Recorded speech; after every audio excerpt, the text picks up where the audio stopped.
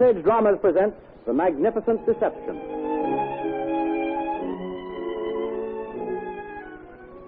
This week's front page drama, The Magnificent Deception, is a dramatization of an amazing true-life story recently revealed in the newspapers of Paris, France, and is dramatically retold in next Sunday's American Weekly under the caption, Help the Blind Beggar and Unmask Her Rich Husband. This is only one of the many interesting stories, articles, and entertaining features that appear every week in the American Weekly, the magazine with the greatest circulation in the world that comes to you as part of your Hearst Sunday newspaper.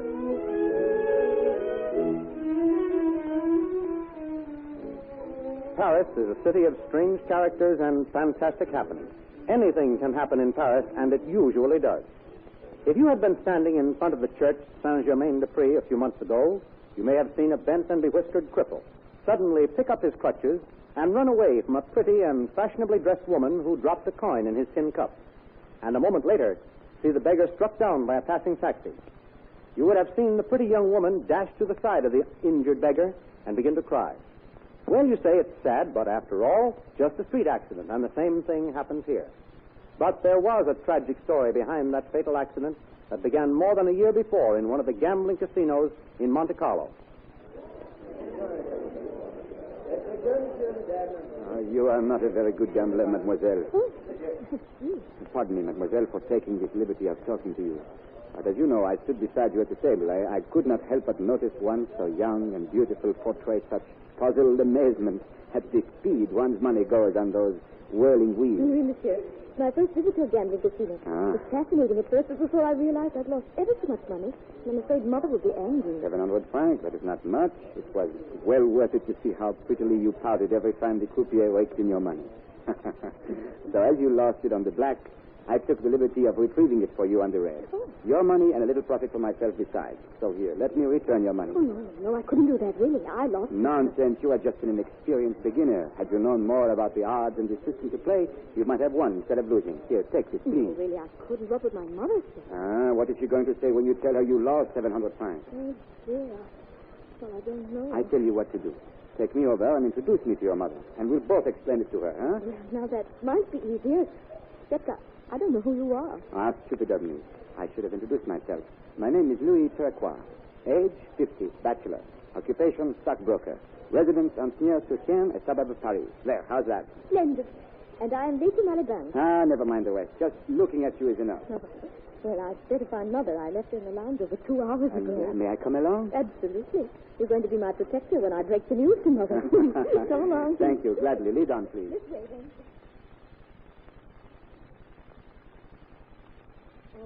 So you see, monsieur, after my husband died, we were so lonely in that big house, and were so depressed, we decided to take a trip to brighten up our lives a little. It was a very wise decision. But I must admit, Monte Carlo is no place for two such nice but rather unsophisticated people. My daughter's gambling escapade proves that. Oh, Mother. I have to hurry back to my business in Paris tomorrow. But I would be delighted to have you join me. It is a delightful trip by car, and I'll be glad to show you around Paris, huh? Oh, that would be wonderful, monsieur. No, later. We mustn't impose upon Monsieur Terequois' good nature. I assure you it would not be an imposition. On the contrary, a pleasure to have you both, madame. Now, what do you say? Paris is very beautiful in the spring. You are very, very kind, monsieur, but really... Mademoiselle, I ask your help. You try to convince your mother that a lonely bachelor with a nice villa at Antnières-sur-Seine really needs your charming company to bring cheer and brightness into his drab existence. Oh, Mother, please accept. You know how much I'd long to see Paris. But, my dear child, to accept the hospitality of a gentleman we have known only 4 hours, to leave him to his home, why, it's... No, madame. I know just what you are going to say, but look at it sensibly. Do I look like a criminal? Are you afraid I'm going to kidnap you? Oh, goodness me, monsieur. It is only that, that is all so sudden. Do you think you would really know me any better 1 year from now? If we met occasionally, corresponded frequently, and do the usual things that friends usually do when they live miles apart. No, I see what monsieur means, Mother. And I think he's perfectly right. I feel as if I'd known him all my life.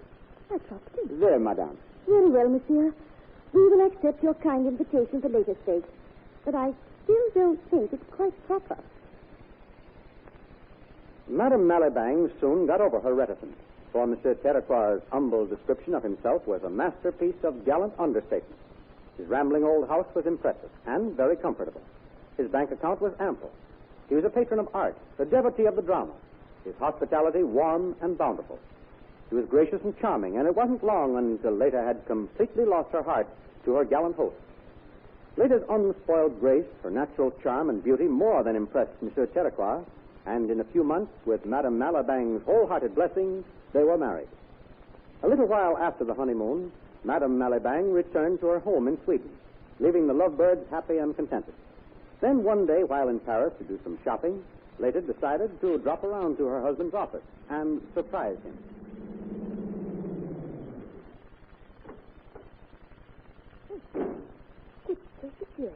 This can't be the place. My husband wouldn't have an office in a place like this. I am sorry, madame, but this is the address you gave me. What a depressing neighborhood. What a dismal street and such a fastidious-looking building. Oui, madame, but this is the address you gave me. Very well, Pierre. I'll run in and investigate. Well, perhaps in view of the neighborhood and the look of the place, I had better go with you, madame. Very good, Pierre. Come along. I will feel safe.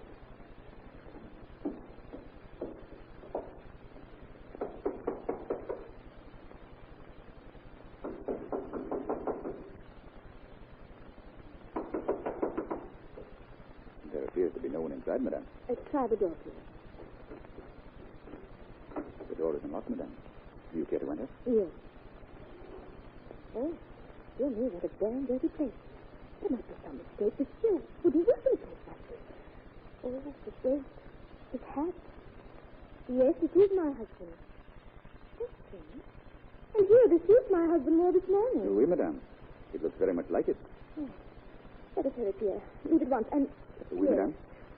I want you to promise me faithfully to keep this visit a secret. You will tell no one. Servants, my husband, no one. You understand? Oui, madame. I understand perfectly. You can trust me implicitly.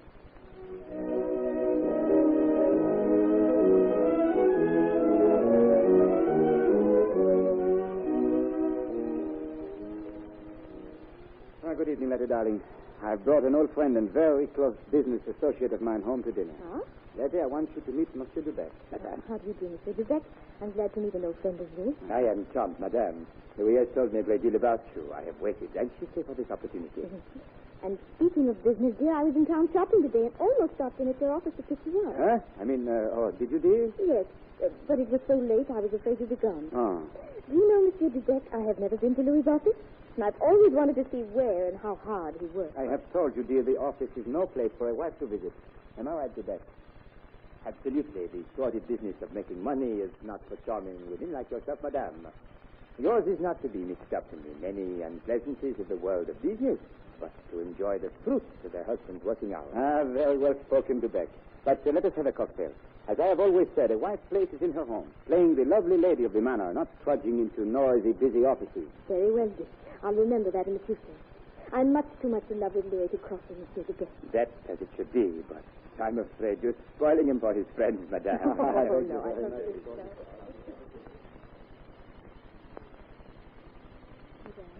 Shall I turn out the lights as I leave? No, Janine, I don't want you to go yet. Oui, madame. Is there something I can get for you? Janine, how long have you worked here for Monsieur? 6 years, madame. Ever since my mother came here to cook for Monsieur. I see. And naturally, you're very loyal to Monsieur. Oui, madame. But I am also loyal to you, too. I like madame very, very much. Thank you, Janine. And if I asked you to keep a secret for me, to tell no one, not even Monsieur, you would do it for me? Oui, madame, I would. Thank you, Janine. Now, I don't want Monsieur or anyone to know about this little conversation we're going to have. Promise? Oui, madame, I promise. Good.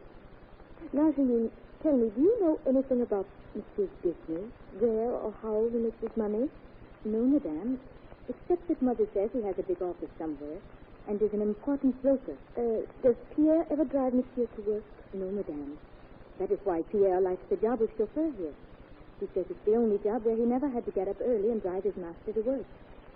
Pierre says Monsieur told him he enjoys driving himself early in the morning. And doesn't Pierre ever have to call for him to drive him home? No, madame.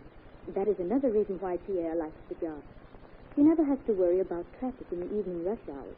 And before I came, did Monsieur have many visitors, business friends call? No, madame. Monsieur Dubec is the only one who ever came.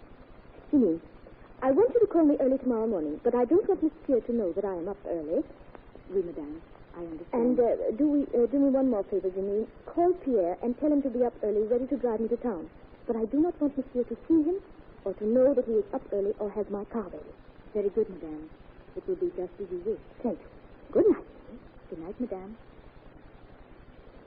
Early next morning, Leda watched her husband drive his car out of the driveway and turn on the road to Paris. Quickly, she ran to the garage where Pierre was waiting. She hurriedly gave him instructions to follow Monsieur Louis' car, keeping a reasonable distance to avoid detection. Pierre, my husband's car stopped right in front of the place we visited yesterday. Now, there's a man with him. They're going to the building together. Can you see who it is?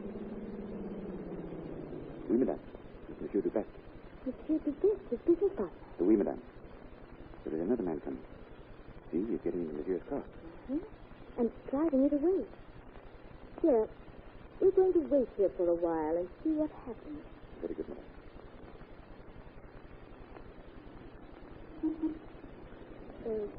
Those two men coming out of the building, Pierre.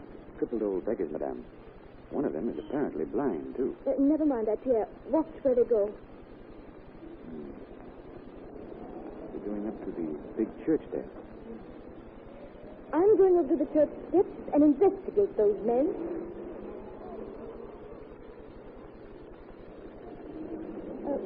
Here, my poor man, I have some change for you. Merci, madame. And wait until I see. Oh, yes, I have some silver for you, too. Oh. What's the matter? Don't run away.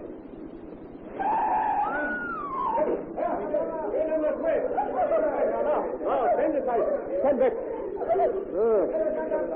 He's dead. Killed instantly. Now, madame, you must not cry so. Here, get up, please. You are not to blame. You are just a passenger in the taxi. I wasn't in the taxi. I'm that man's wife. That man was my husband. No, madame. What is this? What would a pretty lady in your position be doing married to this old shabby beggar? Why, he has been a character around here for years. Please, officer, please. Ask that other beggar, his friend. He is Monsieur Louis Terricois of Alcier-Sous-Saint. I am his wife. Oh, mon Dieu. In all my life, I gave him 10 sous a day for luck and blessing. An investigation revealed that Monsieur Terricois and his friend had been beggars by day and gentlemen by night for many years. Leda's husband left her the tidy sum of 2 million francs in his will, but she would have none of the money. She turned it all over to charity. You have just heard The Magnificent Deception, a dramatization of the story, Helps a Blind Beggar and Unmask Her Rich Husband, which appears in next Sunday's American Weekly. See this and all the other splendid stories, articles, and feature fiction to be found in each issue of the American Weekly, the magazine with the greatest circulation in the world, which comes to you each week as a part of your Hearst Sunday newspaper.